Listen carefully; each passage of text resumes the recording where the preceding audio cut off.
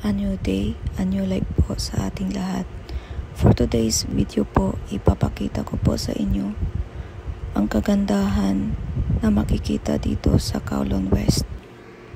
Around past 6 o'clock in the evening, nakita ko po na may nakasilip na sunset dito sa kabilang building. Tila bang nagsasabi na pagmasdan din ang kanyang kagandahan. At yes, napakaganda talagang pagmasdan ang unti-unti niyang paglubog na nagbibigay ng hugis sa mga bundok at magandang kulay sa langit at dagat. Kung pagmamasdan din natin ang mga sasakyang pandagat na tila nagmamasid sa paglubog ng araw, napakatahimik talagang pagmasdan ang buong tanawin na makikita natin. Maa-amaze ka talaga sa kagandahan na makikita natin dito.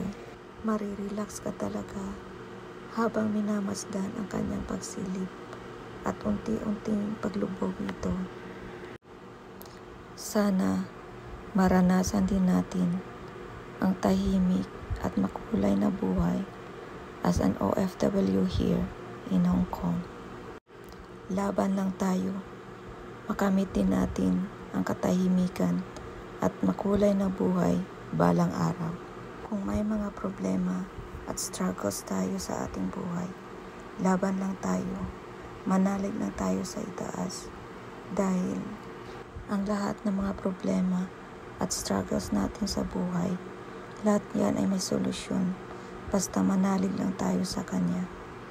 Kagaya din ng paglubog ng araw ang ating buhay na unti-unting nagbibigay ng dilim sa kanyang kapaligiran. Pareho din tayo ng sunset na unti-unting dumidilim ang ating buhay dahil sa naranasan nating problema at struggles sa ating buhay. Huwag tayo mag-alala dahil nandyan ang bagong umaga na puno ng pag-asa na sisikat din ang araw na magbibigay sa atin ng liwanag para makamtan natin ang katahimikan at makulay na buhay balang araw. Kung may sunset, may sunrise din. Kaya tayong mga OFW, laban lang tayo para sa anak natin, para makapagtapos sila at para sa pamilya natin at sa taong nangangailangan ng ating tulong. Huwag tayong mawala ng pag-asa. Darating din ang bukas na puno ng pag-asa at saya.